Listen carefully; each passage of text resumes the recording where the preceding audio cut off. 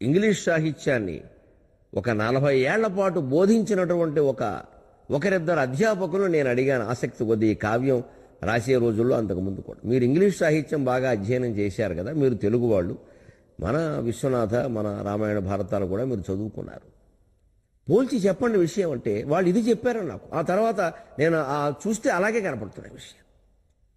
మానసిక సంఘర్షణలు విపరీతంగా చిత్రించారండి నరసింహారావు గారు, కానీ పరిష్కారాలు చూపించలేదు. ఈ చాపల్యాలు, వ్యామోహాలు, అక్రమ సంబంధాలు, వీటికి చివర ముగింపు ఎలా ఉండాలి? అక్రమ సంబంధం పెట్టుకున్నాడు మట్టయిపోవాలి. అందుకని ఇంకో రకంగా చూపిస్తే మన తెలుగులో కూడా అటువంటి దౌర్భాగ్యపు గ్రంథం ఒకటి ఉందండి, శశాంక విజయం, తారా శశాంక విజయం, శేషం వెంకటపతి రాసింది. దానికి పీఠిక రాయడానికి ఆ పీఠికాకర్త కూడా సిగ్గుపడిపోయారు పాపం. ఇదేమిటి అని రాశారు అందులో ఉండే కవిత్వం గురించి. కానీ ఏమిటంటే గురువు భార్యతో అక్రమ సంబంధం పెట్టుకున్నాడు చంద్రుడు, ఆవిడ తప్పు ఈయన తప్పు పక్కనెట్టండి. అది కథ ప్రకారం చూద్దాం. దాని వెనకాలంతా ఖగోళ శాస్త్రం ఉంది. ఆ ఖగోళ శాస్త్ర రహస్యాలని జనం గుర్తుంచుకునేలా చేయడం కోసం కల్పించిన కథ తప్పితే తారాశశాంకమే కనుక వాస్తవ కథ అయితే భారతీయ సంస్కృతి తలెత్తుకోలేదు. అది కేవలం కల్పిత కథ. ఇందులో కూడా దాని ప్రభావం ఎంత ఉంటుందో ఆలోచించద్దా కావ్యాలు రాసేవాళ్ళు? ఆల్యా సంక్రందనం, తారా శశాంక విజయం ఈ రెండు నిషేధం చేశారు కొంతకాలం. ఎందుకంటే అక్రమ సంబంధాన్ని ప్రోత్సహించే గ్రంథాలకి వాటిని బాగా బ్రహ్మాండంగా ఉన్నతీకరించారు, హైలైట్ చేసి పారేశారు.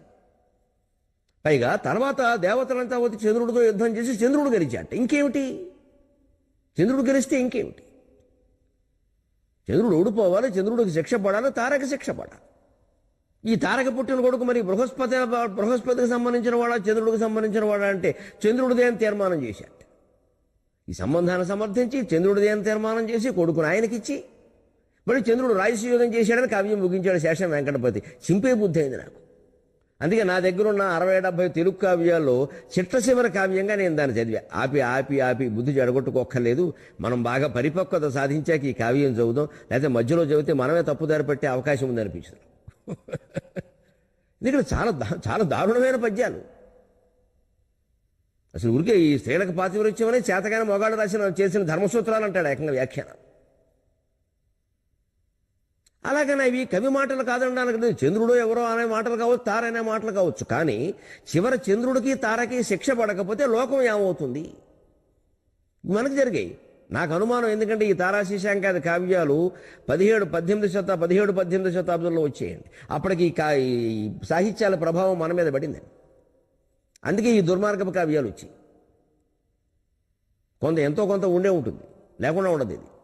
లేకపోతే వీటిని సమర్థించే ఎలా రాస్తారు కావ్యాలు? రామాయణతో రాసినటువంటి నేలలో ఖచ్చితంగా ఓ తప్పు జరిగిందంటే దానికి శిక్ష పడాలి, అప్పుడు లోకం బాగుంటుంది. లేదా నువ్వు కావ్యం రాయడం ఎందుకు? తప్పు రాసినా సరే వాడు తప్పించుకున్నాడు హాయిగా. ఇవాళ తెలుగు సినిమాల్లో జరుగుతున్న పరిస్థితి హీరోయే 100 దొంగ పనులు చేస్తాడు, హీరోయిన్ కోసం దొంగతనం చేస్తాడు. అదేదో ప్రేమ కోసం చేయడం ఏంటి? దొంగతనమే. పోలీసులు ఒప్పుకుంటారా? ధర్మశాస్త్రం ఒప్పుకుంటుంది. ఆయన లవర్ కోసం చేసాడు, లవర్ కోసం దొంగతనాలు చేస్తారా? రేపొద్దున ఈ అబ్బాయిని కనుక పెళ్లి చేసుకుంటే ఇంకో లవర్ కోసం దొంగతనం చేసి దీన్ని మోసం చేస్తాడు. అటువంటి సినిమాలు చూపించబట్టే యువతరం ఎలా తయారయ్యారంటే ప్రేమ కోసం ఏం చేసినా తప్పులేదు, తల్లిదండ్రులను ఎదిరించవచ్చు, దొంగతనాలు చేయొచ్చు, హత్యలు చేయొచ్చు, తాగొచ్చు, తందనాలు ఆడచ్చు. అవన్నీ సినిమాల్లో చూపిస్తున్నారు. హీరో అంటారు వాడే ముందు తాగుతాడు 2 సీసాలు వేసుకుని. పెళ్లి చూపుల సినిమాయా? హీరోలు తాగడమా? ఇంక పెళ్లి చూపులకు వచ్చే పెళ్లి కొడుకు తాగాడని పెళ్లి కూతురే అడుగుతుంది, ఇంకా తాగకపోతే నాకు నచ్చవని. ఇదే అన్ని కళల వాళ్ళని జాగ్రత్త పడాల్సిన విషయం. ఇది సమాజం పట్ల మొత్తం బాధ్యత వహించకపోతే ఎవరో ఒకరు బాధ్యత వహిస్తారు. నరేంద్ర మోడీ లాగా తెగ్గోసేస్తారు నిర్ణయాలతో. అప్పుడు బాధపడే ఉపయోగం లేదు. ఇంత నల్లధనం, లక్షల కోట్ల నల్లధనం దేశంలో మూలక్కపోతే ఈ నిర్ణయాలు తీసుకోవాల్సిన అవసరం లేదండి. వాస్తవాలు ఏమిటో తెలుసును కాబట్టి చెబుతున్నా. 125 కోట్ల మంది జనాభా ఉన్న దేశంలో ఆదాయ పన్ను వివరాలు దాఖలు చేస్తున్న వాళ్ళు, రిటర్న్స్ దాఖలు చేస్తున్న వాళ్ళు కేవలం 4 కోట్లు. 121 కోట్లకి ఆదాయం పన్ను కట్టేంత ఆదాయమే లేదా అండి? ఆ 4 కోట్లలో పన్ను కడుతున్న వాళ్ళు 3 కోట్లు. 1 కోటి మంది కట్టట్లా, మాకేం లేదని చెప్పేస్తున్నారు. సంవత్సరానికి 2.5 లక్షల కంటే తక్కువ ఆదాయం ఉన్నవాళ్ళ వీళ్ళందరూ. ఇన్ని కోట్ల మంది మాకేం కట్టక్కర్లేదని చెప్పేస్తున్నారు. ఆ కడుతున్న 3 కోట్ల మందిలో 50 లక్షల పైన పన్ను కడుతున్న వాళ్ళు 2 లక్షల మందే కేవలం. ఎంతమంది ఎగ్గొట్టేస్తున్నారు? మరి బయటపడడం ఎలాగా? సెప్టెంబర్ 30 వరకు అవకాశం ఇస్తే బయటపడిన నల్లధనం 65,000 కోట్లు. కానీ ఈ చర్య తీసుకోవడం వల్ల ఈ 10 రోజుల్లోనూ బయటపడిన నల్లధనం 3.5 లక్షల కోట్లు. దయచేసి అర్థం చేసుకుందురుగాక సామాన్య ప్రజలు. ఇది శస్త్రచికిత్స. ఇది ఇలాగే ఉంటుంది, తప్పదు. నేను అన్నట్టే ఏటీఎం అంటే అన్నవరం దేవుడు క్యూ, ఏ అంటే అన్నవరం, టీ అంటే తిరుపతి, ఎం అంటే మల్లికార్జున స్వామి క్యూలో నిలబడ్డాం అనుకోవడం కొన్ని రోజులు కష్టాలు పడ్డాం. దేశం బాగుపడాలి. కాశ్మీర్ సమస్య కాదు, కాకినాడలో కూడా సమస్యలు ఉన్నాయి, ప్రతి ఊళ్ళో ఉన్నాయి, కడుపులో ఉన్నాయి సమస్య. అనేక రకాల ఘోరాలకి నేరాలకి ఈ బ్లాక్ మనీ కారణం.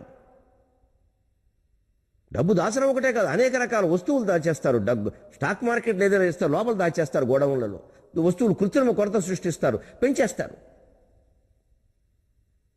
అన్నింటికీ ఏంటంటే సంపాదించిన డబ్బుని ఎక్కడొక్కడ దాచుకునే అవకాశాలు చాలా ఉన్నాయి. ఇక్కడ కాకపోతే స్విస్ బ్యాంకులు ఉన్నాయి. అవన్నీ బయటికి రావాలంటే తప్పదండి.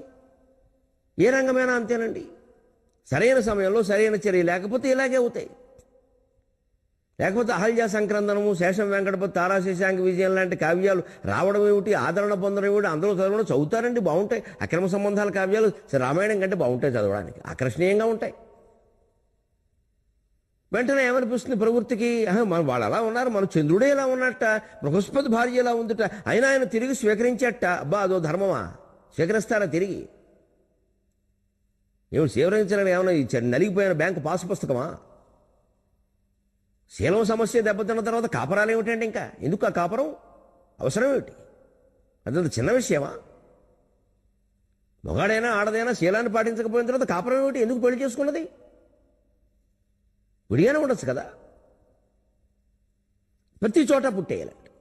మన దగ్గర చాలా తక్కువ. నేను చదివానుగా, నా ఇంట్లో నా గ్రంథాలయంలో ఉండి నేను కొనుక్కొని పెట్టుకున్న 70 తెలుగు కావ్యాల్లో ఇవి చిట్టసేవలు చదివాను ఈ మధ్యన. ఇంకా అందులో చదవాల్సిన వేళ్ళు ఇంకేమైనా బయట నుంచి తెచ్చుకోవాలి కావ్యాలని. నా దగ్గర ఉన్నవి నేను చదివాను. నాకు అదే నేను ముందు నా ఇంట్లో వస్తువులు నేను వాడుకోవాలి, నా ఇంట్లో ఉన్న బట్టలు నేను కట్టుకోవాలి, నా ఇంట్లో ఉన్న నగలు నేను పెట్టుకోవాలి, నా ఇంట్లో ఉన్న పుస్తకాలు నేను చదవాలి.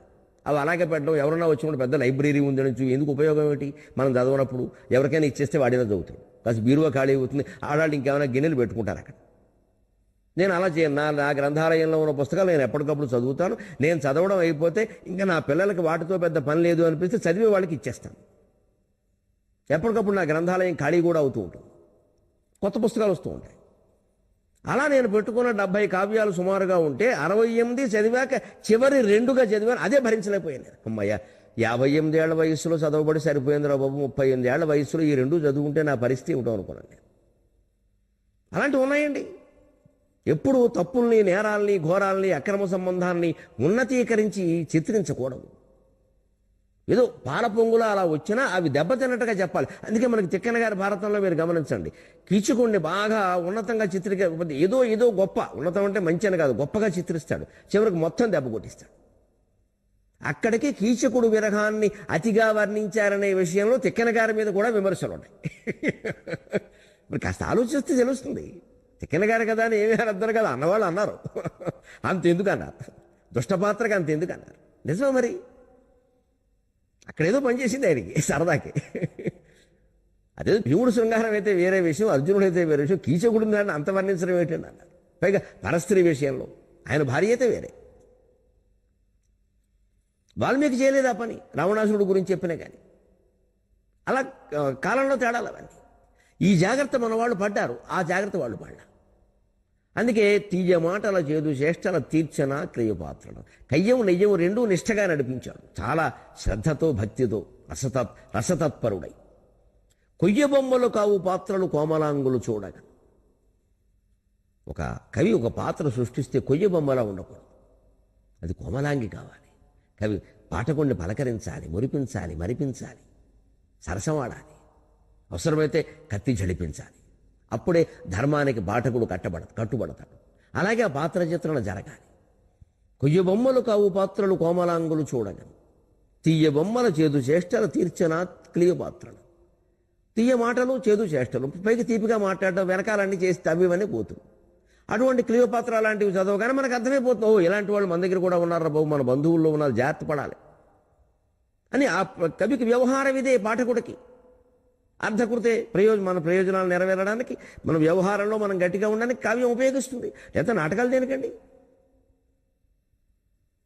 హరిశ్చంద్రుని నక్షత్రకాదులు ఎంత బాధపడినా చివరికి హరిశ్చంద్రుడు విజయం సాధించబట్టి లోకంలో సత్యం స్థాపింపబడే అవకాశాలు ఉన్నాయి. దాన్ని కేవలం కళారూపంగా తీసుకుంటే డివి సుబ్బారావు గారు బాగా పాడారా లేదా, మళ్ళీ వాళ్ళ అబ్బాయి వచ్చాడా లేదా, ఇంతేనా? ఎందుకోసమైనా హరిశ్చంద్ర? ఈ నాటకాల వాళ్ళని చూసినప్పుడు కూడా మాకు చిన్నతనంలో మాకు అదే బాధగా ఉండేది. రాముడు పాత్ర వేస్తాడు, శుభ్రంగా తాగేస్తాడు వేదిక దగ్గరనే. హరిశ్చంద్రుడు పాత్ర వేస్తాడు, తాగేస్తాడు. వీళ్ళు తాగుతారు, ఈ పాత్రలు ఎలా వేస్తున్నారు? ఆ తాగితే ఏమైందండి, పాత్ర బాగా వేశాడు కదా అంటారని కొంతమంది. ఆ పాత్ర వేసేవాళ్ళు ఆలోచించుకోవాలి దయచేసి. తాగేవాడికి రాముడు పాత్ర వేసే అవకాశం అర్హత ఉందా? మనమేమో సత్యహరిశ్చంద్రుడు రాముడు లాంటి పాత్రలు వేయడమా, తప్పతాగి తందనాలు ఆడమా, 10 మందితో కాపరాలా, భార్యకి అన్యాయమా, ఒక్కొక్కరికి 3 4 పేర్లు చెబితే బాగుండదు. కానీ చివరికి ఈ నాటకాల్లోనో ఈ సినిమాల్లోనో ఈ కళారంగాల్లోనో వీళ్ళు సంపాదించిన డబ్బులను ఇలా అయిపోయాయండి. అందుకే పెద్దవాళ్ళు మా ఊళ్ళో బ్రాహ్మణులు అంటూ ఉండే, అందుకే అన్నారు రా నటబెట గాయక కుటిల వచ్చే శ్రీధురసము అని మనుచరిత్రలో చదవలేదు అబ్బాయి గరికిపాటి అని ఎవరున్నాను. నటులు విటులు గాయకులు అసలు వీళ్ళు సంపాదించిన సొమ్ములు పవిత్రం కాదుట. ఎందుకంటే రకరకాల వేషాలు వేస్తారు వీళ్ళు. అలా వేషాలు వేయకుండా సంపాదించుకున్న వాళ్ళు సొమ్ము నిలబడుతుంది, వాళ్ళు మహానుభావులు. వేషాలు వేస్తే పోతుంది, ఎందుకంటే ఆ సంపాదన అటువంటిది అన్నారు. అసలు ఒక కాలంలో అయితే పల్లెటూళ్ళలో పంక్తిలో కూర్చొనిచ్చేవారు కాదు నటుల్ని గాయకుల్ని, పంక్తి బాక్సులు అనేవారు. నన్ను మన్నింతులు కాక పూర్వం ఉన్న విషయం చెప్పాను, ఇప్పుడు అని కాదు. అక్కడ అంతలా ఎందుకు చూసేవారు అంటే ఆ వృత్తులు మనిషి చెడిపోవడానికి దారితీస్తే తప్పితే బాగుపడడానికి కాదు. అలా చాలా జరగడం మనం చూస్తున్నాం ఇవాళ సినిమా రంగంలో కూడా. సాయంత్రం వేసరికి తాగి తందనాలు ఆడతారు, సినిమా రంగంలో బ్రహ్మాండమైన పాత్రలు వేస్తారు, అక్రమంగా సంపాదిస్తారు. ఎక్కడెక్కడో పెద్ద లేఅవుట్లు స్టే అవుట్లు స్థిరాస్తి వ్యాపారాలు పెట్టేసి దొంగ డబ్బులు అనేది దాచేస్తారు. అక్రమంగా గనులు కొల్లగొట్టి కోట్లు సంపాదించిన వాడి ఇంట్లో పెళ్లికి వెళ్ళిపోతారు సిగ్గు లేకుండా, ఎందుకంటే వాళ్ళు లక్షలు ఇస్తాడు. సినిమా రంగంలో మనం చెప్పే పాత్రలనే నీతులు. ఎందుకు ఇవి? ప్రతి వాడు ఆలోచించాల్సిన విషయం ఇది. ఆలోచించడం మరి వ్యక్తిగత జీవితంలో కనీసం కొంతైనా మనం దాన్ని పాటించినప్పుడు ఇంక దేనికండి? అందుకే కళకళే జీవితం అంటే బాగానే ఉంది, అంతే కుళ్ళే దేశమే. ప్రతి ఒక్కరం ఏ రంగంలో ఉన్నా కనీసం నిజమే ఇదివరకు ఏదో చేశాం మనకు తెలియదు, ఇప్పుడైనా జాగ్రత్తగా ఉంది. మనం చెబుతున్న మాటలు ఏమిటి, మనం వేస్తున్న పాత్రలు ఏమిటి, మనం రాస్తున్న కావ్యాలు ఏమిటి, ఇందులో కనీసం 10% మనమే పాటించకపోతే పాఠకులు ఎక్కడ పాటిస్తారు? ఎవరూ పాటించిన దానికి దేనికండి ఇవన్నీ? మాకందరికీ మేము చెప్పే కావ్యాలకి జ్ఞానపీఠాలు నోబెల్ బహుమతులు కూడా రానివ్వండమ్మా. దేశం మారనప్పుడు నా సాగర ఘోష కావ్యం వృధా కదా. చాలామంది అంటారు పాపం కనిపించి, ఏమంటే దీనికి జ్ఞానపీఠం రావాలండి, మీకు పద్మభూషణ్ రావాలని. నాకు అవేమీ వద్దండి, ఇందులో చెప్పినటువంటి జాగ్రత్తలు మీరు పాటించండి చాలు, దయచేసి కోరుతున్నాను. తెలుగు ఎక్కువ వాడండి, నీళ్లు తక్కువ వాడండి, ప్లాస్టిక్ వాడకం బాగా తగ్గించండి. నేను కోరుకునేది ఏదండి, మీరు ప్లాస్టిక్ వాడకం తగ్గిస్తే నాకు పద్మభూషణ్ వచ్చినట్టే, మీరు తెలుగు ఎక్కువ మాట్లాడితే నాకు జ్ఞానపీఠం వచ్చినట్టే. నాకు అవేవి అక్కర్లేదండి. వాటి కోసమని కావ్యరచన చేయాలి. త్వరలో బయటపడుతుంది ఆ విషయం, దీని లక్ష్యం ఇదే ఆశ్వాసం. కవిగా నేను కోరుకునేది అంతే. ఇవన్నీ బిరుదులు, ఏదో పెద్ద ప్రహసనాలు, ఏవో ఆర్భాటాలు, దానివల్ల నాకు వచ్చేది ఏమిటి? ఏవో 4 డబ్బులు ఎక్కువ వస్తాయి. మళ్ళీ ఎక్కడ దాచుకోవాలో సమస్య పెద్ద నోటు రద్దు చేశారు. ఎందుకు వచ్చిన గొడవ?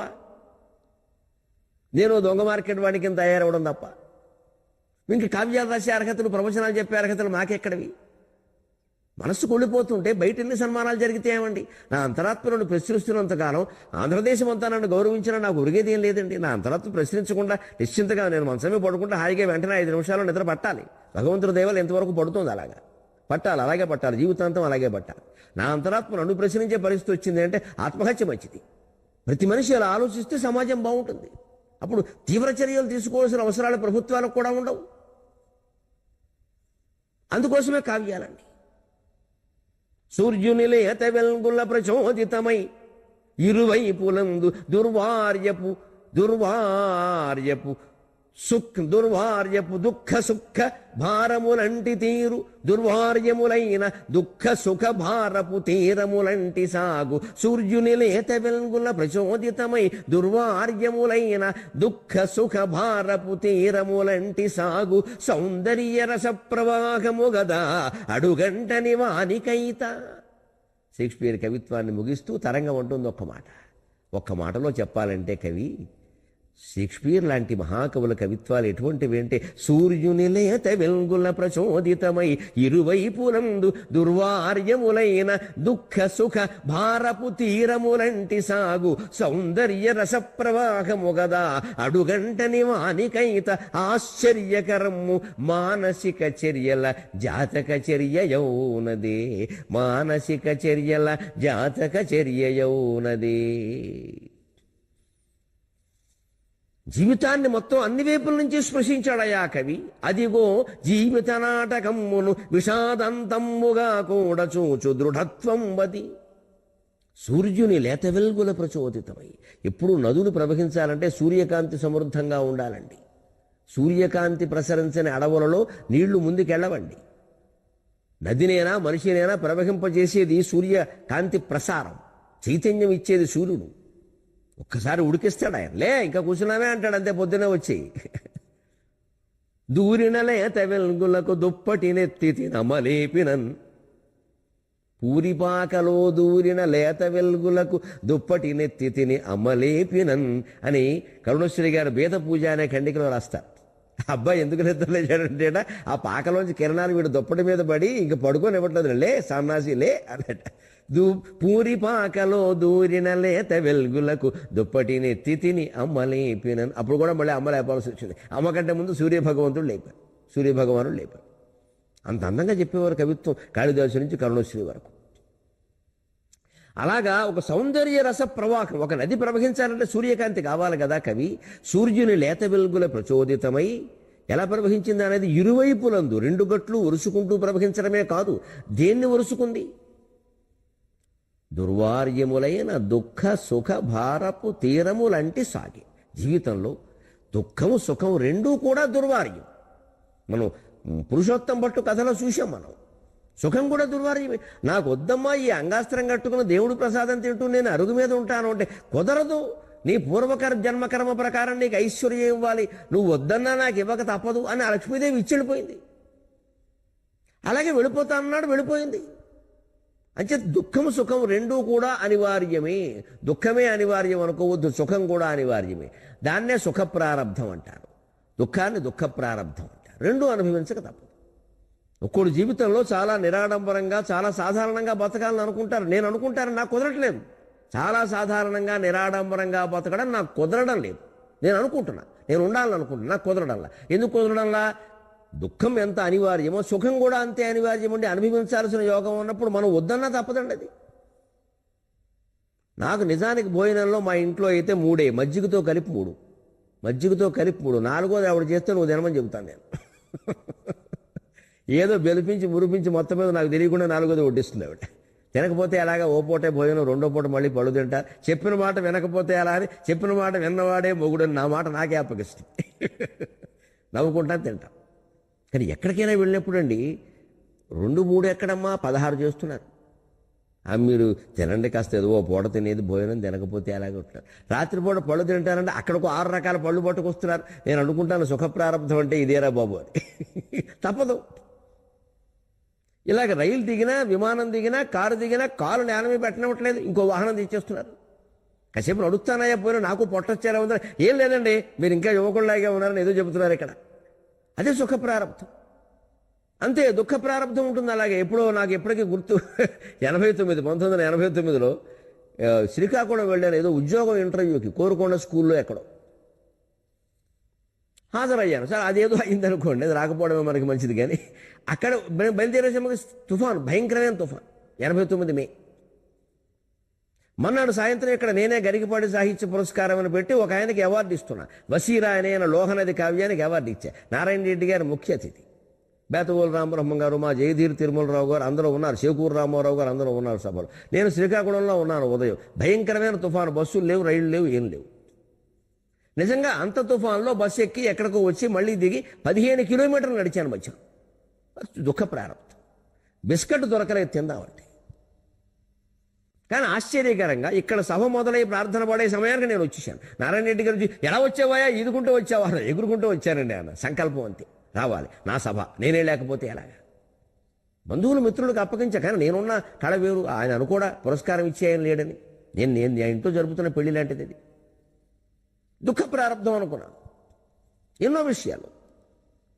ఇవాళ సుఖ ప్రారంధం అంతే, అలాగే భరించడమే. జీవితంలో ఎప్పుడు కవి కూడా ఆ రెండు పార్శ్వాలు స్పృశిస్తాడు. ఎందుకంటే జీవితంలో రెండు ఉన్నాయి, మనం అలాగే అనుకోవాలి. కావ్యాలు చదవడం ద్వారా అదే తెలుసుకోవాలి. దుఃఖ సుఖ భారము తీరములంటి సాగు. సీతారాములు అడవుల్లో నడిచి అన్ని నానాయాతనలు పాడడం దుఃఖ ప్రారంభం. తర్వాత అయోధ్యకి వెళ్ళాలి అంటే 3 నిమిషాల్లో వెళ్ళగలిగే పుష్పక విమానం దొరకడం సుఖ ప్రారంభం. రెండూ తప్పలేదు వాళ్ళకి. ఈ కష్టాలు తప్పలేదు, ఆ సుఖము తప్పలేదు. వద్దంటే విభీషణుడు ఊరుకుంటాడు, వాడు బలవంతం కూర్చోబెట్టి పంపేశాడు కోతులు సహా. ఎంతమంది కూర్చుంటే అంతమంది కూర్చోడు అన్నాడు. అది సుఖ ప్రారంభం. మరి ఇదివరకు వాళ్ళు అడవుల్లో నడుస్తుంటే కాళ్ళలో ముళ్ళు గుచ్చుకున్నాడు, ఎవడున్నాడు అక్కడ, అది దుఃఖ ప్రారంభం. ఈ రెండింటిని స్పృశించాడు షేక్స్పియర్. సూర్యుని లేత వెలుగుల ప్రచోదితమై ఇరువైపులందు దుర్వార్యపు దుఃఖ సుఖ భారపు తీరములంటి సాగు సౌందర్య రసప్రవాహము గదా అడుగంటని వాని కైత. ఆ షేక్స్పియర్ కవిత్వం ఎప్పుడు అడుగంట లేదయ్యా. ఇప్పటికీ చదువుకుంటున్నారు జనం. అడుగంటడం అంటే అర్థం అది. ఇప్పటికీ చదువుకుంటున్నారు. అయిపోవడం అనేది లేదు. షేక్స్పియర్ని మర్చిపోవడం, కాళిదాసుని మర్చిపోవడం జరగదండి. వాల్మీకిని మర్చిపోవడం, వ్యాసుడిని మర్చిపోవడం, విశ్వనాథ వారిని మర్చిపోవడం, శ్రీశ్రీని మర్చిపోవడం జరగదండి తెలుగు జాతికి. సాధ్యమే కాదు అది. ఎందుకంటే అది ఎప్పుడు సౌందర్య రసమే. దుఃఖ సుఖ భారపు తీరాలు. గమనించండి నా ప్రయోగం. దుఃఖం ఎంత భారమో సుఖం కూడా అంతే భారం. భరించలేని సుఖాలు వస్తాయి ఒక్కోసారి. పేదరికంలో ఒక్కోసారి అప్పుల్లో ఉంటాం, ఇబ్బందులు పడతాం. ఐశ్వర్యం వచ్చి పడుతుందంటే దీని ఇల్లు బంగారంగానే మన దోషుళ్ళు కాదండి, మన వాకిళ్ళు పట్టవండి, అంత వచ్చేస్తుంది. ఎందుకు ఇస్తారో తెలియదు. ఇదివరకు అదే చెయ్యి చాపితే వచ్చింది లేదు. అంతే ఒక యోగం. ఈ రెండు భరించడం కష్టమే మనిషికి. సుఖాన్ని భరించడం కూడా కష్టమే. అందుకే జీవితాన్ని సౌందర్య రస ప్రవాహంగా భావించాలి. దానికి సుఖం ఒక తీరమైతే దుఃఖం ఒక తీరం. ఈ రెండింటినీ ఒరుసుకునే సాగుతుంది. సుఖంలో ఉన్నప్పుడు దుఃఖం మర్చిపోవద్దు. ఎందుకంటే నీటికి ఈ గట్టు ఎంతో ఆ గట్టు అంతే. 2 గట్లు లేకపోతే నదే కాదు, అది సముద్రం అవుతుంది. దాంట్లో ఏముందో దానికే తెలియదు, మనకేం తెలుసు. లోతుగా ఒకటి ఉంటుంది, పైకి ఒకటి కనిపిస్తుంది. జీవితం సముద్రం కాకూడదు, నది కావాలి. దానికి ఒక క్రమశిక్షణ ఉండాలి. గట్లు ఒరుసుకుని పారాలి. అవి సుఖ దుఃఖ తీరాలు కావాలి. ఆశ్చర్యకరము మానసిక చర్యల జాతక చర్య ఏమున్నది. నిజానికి మనిషి మనస్సు చేసేటువంటి చర్యలు ఉన్నాయే, మనోవిశ్లేషణ అంతా ఆ కవిత్వంలో ఉంటుంది. ఆ మొత్తం జాతకాలను తెలిసాడు ఆయన. మనుషులు ఎలా ఉంటారు, అన్నగారు ఎలా ఉంటాడు, తమ్ముడు ఎలా ఉంటాడు, రాజు ఎలా ఉంటాడు, రాణి ఎలా ఉంటుంది, వాడి తమ్ముడు ఎలా ఉంటాడు, వాడు కొడుకు ఇలా బాధపడతాడు, ఇలా జరుగుతాయి, ఈ పాత్రలు ఎలా ఉంటాయి, ఇలా పైకి తీయ మాటలు చెప్తారు, వెనకాల గోతులు తవ్వుతారు. ఈ పాత్రలు మీ జీవితాల్లో ఎన్నున్నాయో చూసుకోండి అని ఇటు కాళిదాస్ అయినా అటు షేక్స్పియర్ అయినా మనకు చెప్పారండి. మనం చూసుకోవాలి. ఇక్కడే ఇంకొక మాట చెబుతోంది. కవితారంగంలోనూ కళారంగాలలోనూ ఉండే వాళ్ళందరికీ ఒక విశ్లేషణాత్మకమైన మాట ఇది, మనం గ్రహించాలి. ఈ కవి భాగ్యవంతుడు సుమి, ఈ కవి భాగ్యవంతుడు సుమి, మరే కవియున్ బ్రతికుండి ఇట్టి సుశ్రీకతనందలేదు. కవి షేక్స్పియర్కి భాగ్యాలు పట్టాయి, అందరికీ పట్టాయి అనుకోకు. కవిత్వం వల్లే అందరికీ భాగ్యం పడుతుందనే భ్రమలోకి రాకండి. ఈ కవి భాగ్యవంతుడు సుమి, మరే కవియున్ బ్రతికుండి ఇట్టి సుశ్రీకతనందలేదు. ఒడిసీ కవి హోమరు జీవితంబునన్ నూకలు లేక బాధపడి. ఒడిసీ కవి హోమరు జీవితంబునన్ నూకలు లేక బాధపడి. నూకలు చెల్లినయంత లోకులే ఆ కవి దేహమందు తమ హక్కులకై రణమున్బొనర్పరే. ఈ కవి భాగ్యవంతుడయ్యా. కానీ అందరు కవులు ఇలాగే అదృష్టం కలిసి వచ్చింది, అందరాలు ఎక్కారని అనుకోవద్దు. అష్టదిగ్గజాలకి మన తెలుగు సాహిత్యంలో పట్టిన భోగం ఇతర యుగాలలో ఇతర కవులకి పట్టలేదండి. వాళ్ళ అదృష్టం కృష్ణదేవరాయల కాలంలో పుట్టడం. మిగిలిన వాళ్ళు కొంతమంది ముష్టిదేవరాయల కాలంలో పుట్టారు, వాళ్ళ కర్మ ఏం చేద్దాం. నచ్చితే మనకేదో వాళ్ళ కవిత్వం చెప్పినంత మాత్రాన్ని వాళ్ళకి పట్టే యోగాలన్నీ మనకు పడతాయని కూడా పొరపాటు. అలాగే యోగం పట్టిన వాడల్లా ఇంత అందమైన కవిత్వం చెబుతాడని కూడా మరో పొరపాటు. అన్ని అనిశ్చితాలే జీవితంలో అలాగే ఉంటాయి. జగత్తే అనిశ్చితం, ఎందుకంటే జగన్ మిథ్య, అది అనిశ్చితం. జీవితాలు కూడా అనిశ్చితంగానే ఉంటాయి. దానికి సిద్ధంగా ఉండాలి మనస్సు. ఇదేదో నిశ్చితం అనుకోవద్దు. భగవంతుడు ఒకటే నిశ్చితం, ఆత్మ నిశ్చితం, జగత్తు అనిశ్చితం. ఆత్మ శాశ్వతం, జగత్తు మిథ్య, ఎప్పటికప్పుడే మారిపోతుంది, ఎలా ఉంటుందో తెలియదు, కాబట్టే మిథ్య అన్నారు. దాన్ని ఆశ్రయించుకుని ఉండడానికి వీల్లేదు, దాన్ని అవగాహన చేసుకోవాలి. కానీ జీవితానికి మూలమైన లోకాన్ని ఎప్పుడు ఆశ్రయించొద్దు, అవగాహన చేసుకోవాలి. జీవితం ఎప్పుడప్పుడు వదిలిపోతుంది, జగత్తంతా వదిలిపోతుంది. ఆ అవగాహన చేసుకుంటే ఆ వదిలిపోవడానికి సిద్ధంగా ఉంటాం. అందుకని దాన్ని పట్టుకుని వేలాడకూడదు. కానీ ఆత్మతత్వాన్ని అర్థం చేసుకోవడానికి లోకాన్ని మించి జీవితాన్ని మించి మరో ఆధారం లేదు. ఈ కవి భార్య బట్టి బతికాడయ్యా. మరి ఏ కవిజన్ బ్రతికుండి ఇటు సుశ్రీకతనంతలేదు. మరో కవి వాడికి ఇంత భాగ్యం పట్టలేదయ్యా. నిజానికి చాలా బాధలు అనుభవించిన కవులు ఉన్నారు. ఆశ్చర్యకరంగా ఉంటుందంటే ఎవరా కవి, ఏమా కథ వినడానికే కష్టంగా ఉంది అన్నాడు కవి. 23:30 గంటలు ఆగవయ్యా, తెలుగులో మాట్లాడవయ్యా అంది తరంగం. సెలవు.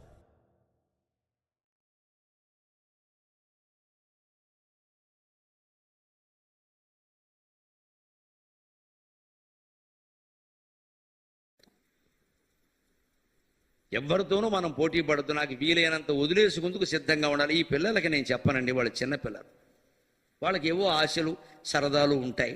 ఇంకా సరిగ్గా తిండి తినలేదు, సరైన ఆభరణాలు లేవు, సరైన విహారాలు లేవు. వాళ్ళకి కోరికలు ఉన్నాయంటే అర్థం ఉంది. 60 దాటి 70 దాటి 80 దాటి ఇంకా 10 రూపాయలు డ్రైవర్కి ఇవ్వడానికి కూడా మనస్సు రాదండి. ఆడికి ఎందుకు ఇవ్వాలే పెద్ద ఇక్కడి వ్యాఖ్యానం ఎక్కడ, జీతం ఇస్తున్నాం కదా ఇంత పొడుగు ఎక్కడ.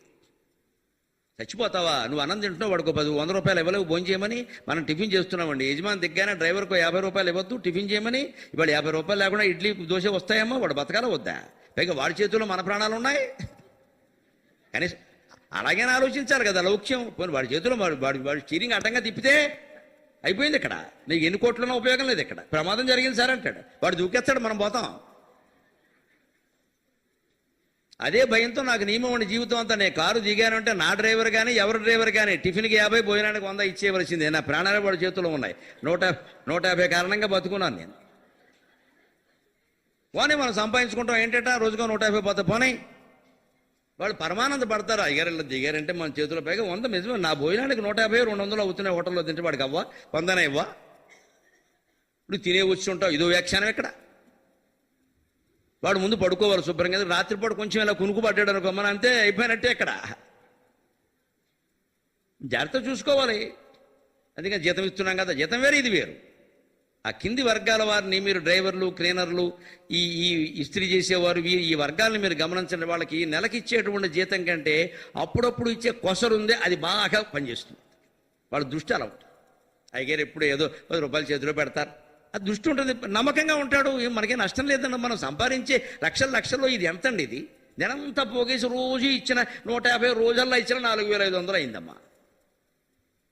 ఇవాళ కూర్చోబెట్టి ఇంట్లో ఉన్న ముసలావిడికి ఇస్తున్నారు పింఛన్ 4500, పెద్ద విషయం కాదు అది.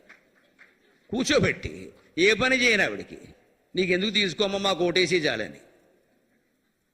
ఆ పాటి మనం ఇవ్వలేమా? ఓ సాకలకో మంగలకో క్లీనర్కో డ్రైవర్కో. మన ఇంట్లో బతుకుతున్నారు వాళ్ళు, పనివాళ్ళు. ఎవరి మీద ఆధారపడతారు? అది కూడా లేకపోతే ఎలాగా? అది ఈ అప్పులు పాడే, ఇన్ని అప్పులు చేసి ఇంత చేస్తాం కానీ దాని అందుకే భోగే రోగ భయం. అన్నీ నాకు అక్కర్లేదని ఎందుకోవాలంటే భోగే రోగ భయం. ఎన్ని భోగాలు అనుభవించే వాళ్ళైనా మీ జీవితాన్ని మీరు ఆలోచించుకోండి. మనం అందరం ఆలోచించుకుందాం, మీరైనా నేనైనా. రోగ భయం ఉందా లేదా? ఇవాళ శుభ్రంగా బాగుంది కదా అని బూరెలు నొక్కేసాం, పాకంగారులు నొక్కేసాం, మైసూరు పాకాలు నొక్కేసాం, అన్నీ నొక్కేసాం. ఒకటి నొక్కవలసిన చోట 4-5 నొక్కామనుకో మధ్యాహ్నం నొప్పి వచ్చిందే లేదా? మళ్ళీ వాము ఉప్పు వేసుకోవాలా వద్దా? సందర్భం వచ్చింది కాబట్టి చెబుతున్నా. అరగని పదార్థాలు ఏమైనా తింటే కొంచెం కడుపు నొప్పిగా ఉంటే వెంటనే ఇంత వాము ఎడం చేతిలో వేసుకుని కాస్త ఉప్పు కొద్దిగా వేసి మింగేయండి, గొడవలేదు, వెంటనే తగ్గి పాషాణాలు అరిగిపోతాయి. అనుభవమే చెబుతున్నా. నాకు రకరకాల తిళ్ళు రకరకాల చోట్ల కదా వద్దన్నా పెట్టేస్తారు. ఈ పూలే తినేది ఓ పూట రాత్రి ఎలాగో పళ్ళే తింటాను, పెట్టింది తింటాను, మధ్యాహ్నం ఏం పెట్టినా పర్వాలా తింటాను. మరి అది అరగాలి కదా అంతే. ఒకవేళ నాకు ఏదైనా కొంచెం భారంగా అనిపిస్తే ఎప్పుడు నా ప్రయాణం పెట్టులు సంచిలోను వాము ఉప్పు ఉంటాయి 2 సీసాలు. ఇంత వాము వేసుకుని అందులో కొద్దిగా ఉప్పు వేసి మింగేసి మొత్తం భాషణాలు పోతాయి, ఏమి ఇబ్బంది లేదు, అయిపోతుంది. కానీ భోగాలు అనుభవిస్తున్నప్పుడు తిండి సరే, అందమైన బట్టలు కట్టుకున్నాం, ఆ బట్టలన్నీ కాపాడుకోవాలి వద్దా? పెద్ద పట్టు చీర బ్రహ్మాండమైంది కట్టింది ఒక ఆవిడ, పొరపాటుని కారు దిగుతుంటే దేనికో తగులుకుంది, చిరిగింది. అంతే 24 గంటలు దుఃఖం. ఇంకా ఈ చినుక్కి చినిగింది. ఈ మెదడు ఏమన్నా చినిగిందా? పైగా ఆ చినిగింది ఎక్కడో ఇక్కడ, ఎవడికి కనపట్ల, ఎవడు సెల్ఫీ దిగలేదు. కానీ మనకి చింత అంత అవసరం. అంటే ప్రతి భోగంలో మనం అనుభవిస్తున్న ప్రతి భోగంలో వెనకాల రోగ భయం ఉంది. ఆభరణాలు పెట్టుకున్నాం, ఇదివరకే చెప్పుకున్నాం, దొంగల భయం ఉండదు. వీళ్ళు మంగళసూత్రాలు కూడా దక్కనివ్వట్లేదండి హైదరాబాద్లో. పైగా చాలా నైపుణ్యంగా వస్తారు వాళ్ళు, బండి మీద వస్తారు ఇద్దరు, ఒకడు ఆ పనిగట్టుకు వస్తారు వాళ్ళిద్దరు. ఇలా వెడుతూ ఉంటే ఒకటి ఇలా బండి పానిస్తారు, ఒకటి నైస్గా మెళ్ళో చేయడతాడు. ఇప్పుడు తిరిగి చూసుకునేలోపు మెడ తెగిపోయింది, మంగళసూత్రం వెళ్ళిపోయింది, వాడు పరిగెట్టాడు. బండి నెంబర్ కూడా చిక్కదు. ఇంత ప్రమాదంగా ఉంది. మార్నింగ్ వాక్ వెళ్ళేవాడు చాలామంది మానేశారని ఆడవాళ్ళు భయపడి. అవసరం ఉంది పాపం, వెళ్ళాలి, కానీ వెళ్ళలేరు. ఆడపిల్లలు చిన్నపిల్లడితే ఎత్తుకుపోతున్నారమ్మా, కిడ్నాపులు జరుగుతున్నాయి, నిలబడడం కష్టంగా ఉంది అక్కడ. అటువంటి ప్రమాదం. మరి నిజానికి భోగే రోగ భయం, కులే చ్యుతి భయం. పెద్ద వంశంలో పుట్టాం, కులాన్ని గురించి చెప్పుకుంటాం కదండి. అసలు మాకు కులాభిమానం మాకు బాగా ఎక్కువ అండి. మా క్యాస్ట్ అనండి, ఏమైనా సరే మా క్యాస్ట్ని ఎవడన్నా ఏమన్నా అంటే నాకు నచ్చదండి. వీళ్ళ అమ్మాయే ఖచ్చితంగా వీడికి నచ్చని క్యాస్ట్ వాడిని పెళ్లి చేసుకుంటుంది, అనుమానం వెళ్ళి.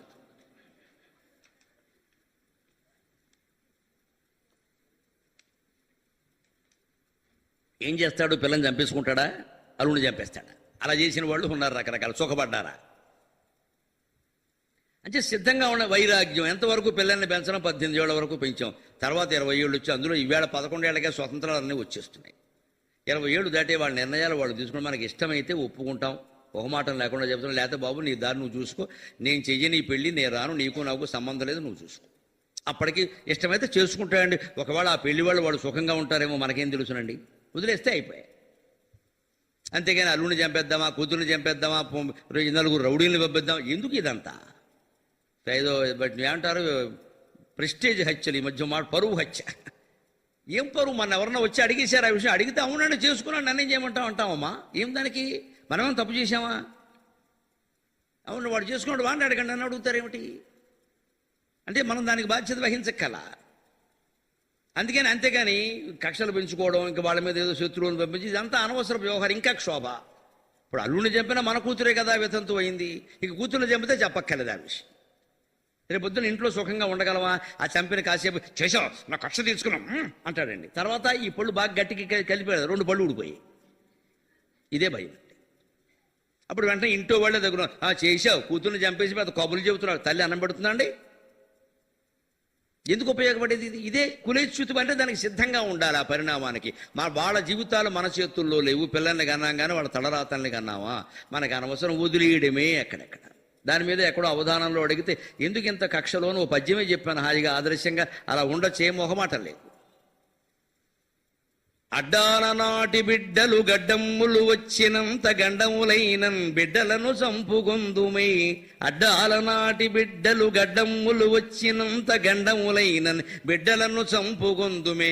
గొడ్డట త్రంచంగవలయు కూర్మిన్ పేర్మిన్.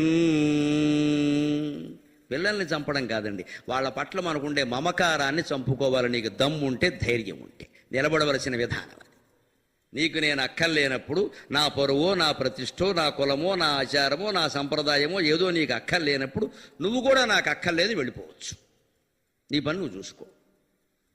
ఒక్క దెబ్బతో వచ్చారా దారికి వస్తారు, రాలేదు మనకేం మంచిది, దూరం అవుతారు. ఆస్తి ఒక్కలేదు, ఇస్తే ఇస్తాను, లేకపోతే ఆస్తుల సమస్య కాదు. ఆత్మీయతలు అయితే ఉండవు కదా, వాడికి హక్కుంటే పట్టుకెడతాడు, హక్కు లేపనే వదలుచుకుంటే ఇస్తాం, రోడ్డు మీద ఉంచాల్సిన అవసరం లేదు. ఆస్తుల సమస్య కాదు. ఇప్పుడు ఆత్మీయతలు దిగే ఓ బంధం వదిలిపోయింది, గొడవ వదిలిపోయింది, అంతే. ఎప్పుడైనా తెగిపోయే బంధాలే కదా ఇవన్నీ. దానికోసం వాళ్ళని చంపడం ఎందుకండి, మనుషుల్ని పంపడం ఎందుకండి? అజ్ఞానంగా తప్పితే. పోనీ అనవసరంగా ఉంటాం, వెళ్ళి జైల్లో కూర్చున్నాం, ఏం కలిసి వస్తుంది దానివల్ల? పిల్లలు కూతురుని చంపాడండి, జైల్లో ఉన్నాడండి, ఎవరన్నా పలకరించడానికి వచ్చినా ఇబ్బంది. కష్టాలను తట్టుకోవలసిన విధానం ఇదమ్మా. కులేచ్యుతి అని చెప్పాడు. ఏం కులం చ్యుతి అయితే బాధపడ వస్తుంది, అది సహజంగా. విత్తేన రూపాలాత్ భయం. డబ్బున్న వాడికి ఎప్పుడు భయమే, దొంగల భయం ఉంది, పైగా ఇప్పుడు ఇన్కమ్ ట్యాక్స్ వాళ్ళ భయం ఉంది. ఎక్కడ దాచినా వచ్చేస్తారు, పట్టుకుపోతారు. వెంటనే టేబుల్ మీద పెడతారు పెద్ద ప్రదర్శన. చెంచాలు కూడా పెట్టేస్తున్నారు ఈ మధ్యన, వెండి చెంచాలు కూడా. చెంచా కూడా ఉండదా ఎవరికి? మొత్తం పెట్టేసి పెద్ద ప్రదర్శన. ఈయన ఆస్తి అంతా కలిపి 30 కోట్లు, 3 కోట్లు, 30 కోట్లు, 300 కోట్లు సంపాదించిన వాళ్ళు చాలా మంది ఉన్నారు నాయకులు. వాళ్ళ జోలికి వెళ్ళరు వీళ్ళు. మొత్తం పెట్టేస్తారు ఇక్కడ చెంచాలు కూడా. చూస్తే విచిత్రంగా ఉంది. చెంచాలు ఉండవా ఇంట్లో, గ్లాసులు ఉండవా? అవి పెట్టేస్తున్నారు పెద్ద ఎక్కువ అని చెప్పడానికి, అందరికీ మోసగాడని చెప్పడానికి అనమాట. అంచేత రూపాలాత్ భయం. రాజ్యభయం అంటే గవర్నమెంట్ భయం ఎప్పుడు ఉండనే ఉంది. మానే దైన్య భయం. లోకంలో చాలా గౌరవంగా బతుకుతున్నాం మా బోటిగాళ్ళం. సెలబ్రిటీ ఇది బ్రిటానియా బిస్కెట్ ఒకటి ఇచ్చారు మాకు ఇక్కడ. సెలబ్రిటీ. మా భయం ఏమిటో తెలుసా?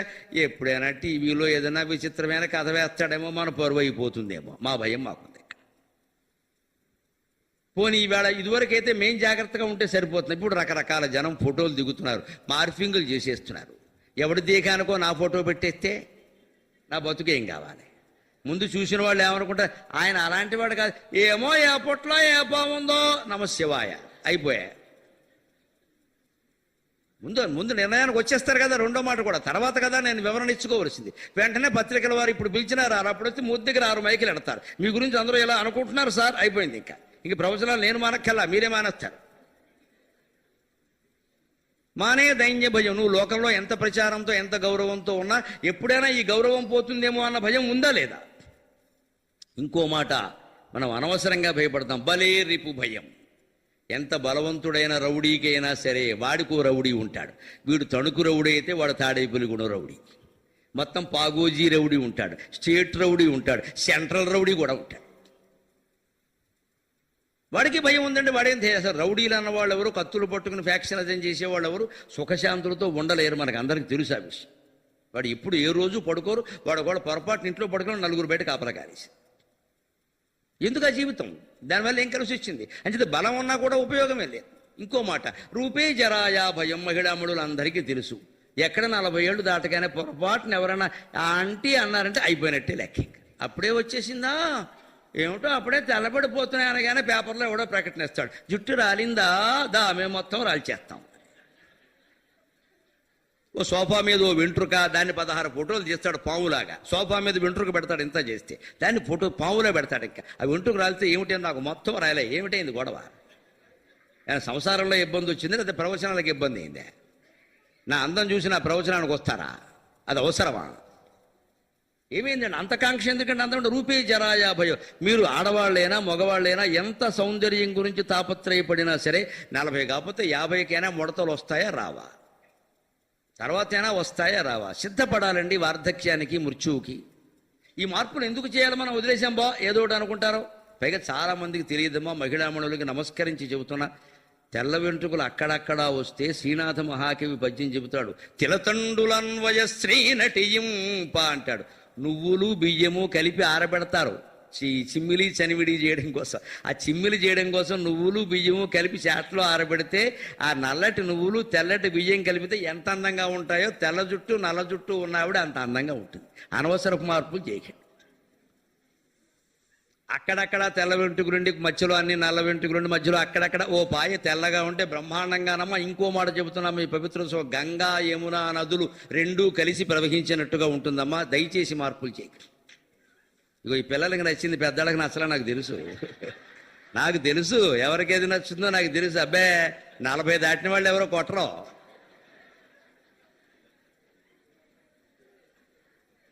గంగా యమున మాకెందుకు, బ్యూటీ క్లినిక్ కావాలి. కానీ మనకి ఎందుకు ఆ భయం అనిపిస్తుందో కూడా చెబుతాను ఆ సోదరీమణులకి. ఎవరైనా పెద్ద వయస్సు వాళ్ళగా మనం అనుకోగానే మనకి వెంటనే మృత్యువు దగ్గరికి వస్తున్నట్టు భయపడతామండి. అందుకోసం దానికి సమాధానం ఒకటి, ఎప్పుడైనా తప్పదు కదా. పసిపిల్లల్ని మింగేస్తోంది ఇవాళ మృత్యువు రోడ్డు ప్రమాదాల రూపంలో. ఒక రోజుకి 2 తెలుగు రాష్ట్రాల్లో అరగంటకు ఒక ప్రమాదం, గంటకో మనిషి చచ్చిపోతున్నారండి. 2 తెలుగు రాష్ట్రాల లెక్క, దేశం మొత్తం కాదు.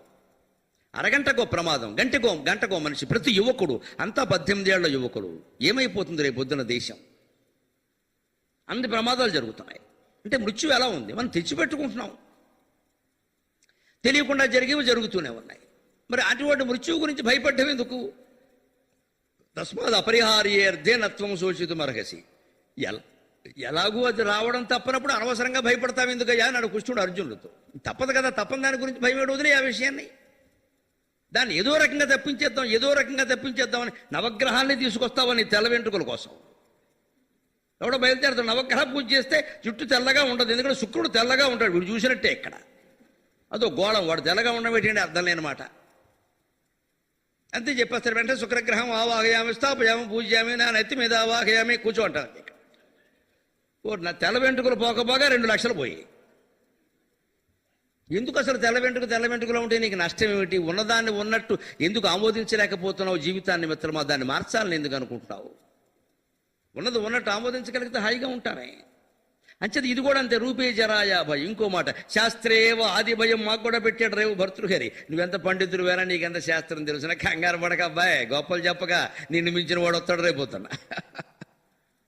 అబ్బాయి ఈ మధ్య ఈయన చెప్తున్నారు కదా, ఆయన ఇంకా బాగా చెప్తున్నారు, ఇంకా బాగా అర్థం లేదు. ఇంకా అసలు చేయని వాడికి ప్రతిదీ బాగానే ఉంటుంది, చేసేవాడికి తెలుస్తుంది అందులో విషయం. చేసేవాడు ఎలా ఉంటాయంటే చాలు కదా, విన్నాం కదా, ఇంకేం చేస్తాం. చాలు కదా, విన్నాం కదా. నాకు హైదరాబాదులో ఒక సభలో ఒక ఇల్లాలు కలిసి, ఏమిటోనండి మా ఆయన విపరీతంగా పుస్తకాలు చదువుతారండి, నీకేమైందమ్మా అన్నాను నేను. కానీ ఆవిడ చెప్పిన గొప్ప మాట నన్ను చాలా కదిలించింది, ఆలోచింపజేసింది. నేను ఒక్కటే పుస్తకం చదివానండి, ఇవాళ శారదాదేవి జయంతమ్మ డిసెంబర్ 18. ఆవిడ ఏం చెప్పిందంటే, శారదాదేవి జీవిత చరిత్ర చదివానండి, ఇంకా ఏ పుస్తకం చదవాల్సిన అవసరం నాకు కనపడలేదని చెప్పింది. చాలమ్మా, ఇంకేం అక్కర్లా. ఇవాళ ఆవిడ జయంతి సందర్భంగా చెబుతుంది. ఆవిడ జీవిత చరిత్ర అండి ఎటువంటిది. ఆవిడ జీవితాంతం బ్రహ్మచర్యమా, భర్త యౌవనంలో ఉండగా 25 ఏళ్ళు తేడా భర్తకి ఈవిడికి, పరమహంసకి ఈయనకి. పైగా ఆయన కోరు చేసుకున్నాడు, నా కోసం అమ్మాయి పుట్టిని తీసుకురండి, కాదనలేదు ఆవిడ. భర్త ఎదురుగా ఉండి బ్రహ్మచర్యం అమ్మ మొహమాటం లేకుండా చెబుతున్న ఒక మొగాడికైనా సాధ్యమో కానీ ఆడవాళ్ళకి కష్టం అండి. ప్రకృతి స్వరూపులు, రకరకాల మార్పులు ఉంటాయి శరీరంలో, మనస్సులో, తట్టుకోవడం కష్టం. కానీ ఆవిడ తట్టుకుంది, జీవితం అంతా బ్రహ్మచర్యం పాటించింది. అలాగా నన్ను ముంచడానికి వచ్చావా, మాయలో ముంచడానికంటే నన్ను మీరు ఉద్ధరిస్తారని వచ్చాను, నేనెందుకు ముంచుతాను అంది ఆవిడ. అటువంటి శారదాదేవి జీవిత చరిత్రని మించినటువంటి గ్రంథం లేదమ్మా, అందరూ చదువు. ఆ ఇల్లాలు నాతో చెప్పి, నేను ఆ పుస్తకం చదివానండి అవధాని గారు, ఇంకా నాకేం చదవాల్సిన అవసరం కనపడే, చాలమ్మా ఇంక నువ్వేం చదవక చెప్పింది అందులో ఉన్న చేయని చెప్పాను. అక్కర్లేదు, ఒక 100 పుస్తకాలు చదవక్కర్లేదు. మాకంటే ఏదో ఈ కార్యక్రమంలో ఉన్నా మేము చదవాలి, తప్పదు, మేము చదవాలి, చెప్పాలి. అందరికీ అవసరం లేదు, ఆ చెప్పిన దాన్ని ఆచరిస్తే చాలు.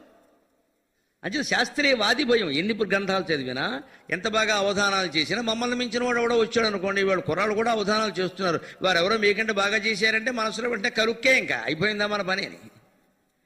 అది అలా అనిపించకుండా ఉండాలంటే మనమే సహృదయంతో యువతరాన్ని ప్రోత్సహిస్తే హాయిగా ఉంటుంది. మనకి ఎందుకు వచ్చింది అది, మా గురువుగారండి ఆయన చెప్పబట్టే వచ్చిందంటే అయిపోయాయి. అంచేది ఎంత పండితుడికైనా వాది, తర్వాత వాడు ఇంకోటి ఉంటాడని భయం ఉంటుంది. పండితులు నిర్భయంగా ఉంటారు అనుకోవద్దు, మా సూయలు మాకున్నాయి, మా గొడవలు మాకున్నాయి. ఇక్కడ శాస్త్రీయ వాది భయం, గుణే కల భయం. మన పిల్లలు గుణవంతులైనంత మాత్రాన సరిపోతున్న వాళ్ళు ఎవరితో స్నేహం చేస్తున్నారో చూడాలి. Name your friend, frame your character అంటారు ఇంగ్లీషులో. నీ స్నేహితుడు ఎవడో చెప్పు, నీ గురించి నేను చెబుతాను అన్నాడు. ఇవాళ మన పిల్లలతో వచ్చే దోషం, మనం నిజమేనమ్మా మంచి వాళ్ళేమో మనం బాగా పెంచాం, అందరూ తల్లిదండ్రులు అంటున్నారు సరిగ్గా పెంచాలి, పెంచుతారమ్మా. బయటికి వెళ్ళి ఎవరితో తిరుగుతున్నాడు నీకేం తెలుసు, ఏం చేస్తావు, ఓ వలేస్తావా, లేకపోతే వాడు వెనకాల ఓ డిటెక్టివ్ని పంపిస్తావా, సాధ్యమా? అంటే అవతల వాడి వల్ల వీడు చెడిపోతున్నాడు, అది కూడా మనం గుర్తుంచుకోవాలో వద్దా? అందుకని అవతల అది చూడండి, భోగే ఇది కులేచ్యుతి భయం, విత్తేయ రూపాలాద్భయం, శాస్త్రీయవాది భయం, గుణే కల భయం. చివరికి చెబుతున్నారు కాయే కృతాంతాద్భయం. అసలు మొత్తం శరీరానికే యమధర్మరాజు వల్ల భయం ఉండనే ఉందా లేదా? అందుకే సర్వం వస్తు భయాన్వితం భువి నృణాం వైరాగ్యమేవ అభయం. జీవితంలో అన్నీ భయాన్వితములే. అభయమైంది ఏదైనా ఉంటే ఒక్క భగవద్ధ్యానం మాత్రమే, వైరాగ్యం మాత్రమే. నాకేం అక్కర్లేదు, ఏది వస్తే అది వచ్చినట్టు, పోయింది పోయినట్టు, రాని రాని రాని, వస్తే రాని, పోతే పోని అన్నట్టుగా ఉంటే యదాయాతి తదాయాతు, యత్ ప్రయాతి ప్రయాతు తత్. యోగ వాసిష్టంలో చెప్పినమాట, వచ్చేది రాని, పోయేది పోని. అది దుఃఖమైనా కానీ సుఖమైనా కానీ దాన్ని అలాగే నేను చూడడానికి, ఆస్వాదించడానికి సిద్ధంగా ఉన్నా. నేను ఏ మార్పు కోరుకోను జీవితంలో అని ఉండగలిగితే అంతకంటే జీవన్ముక్తుడు ఒక్కడు మళ్ళీ ప్రపంచంలో ఎక్కడా కనపడ్డు. ఇప్పుడు చివరిగా ఒక్క శ్లోకాన్ని చెప్పుకుని మనం సెలవు తీసుకుంటాం.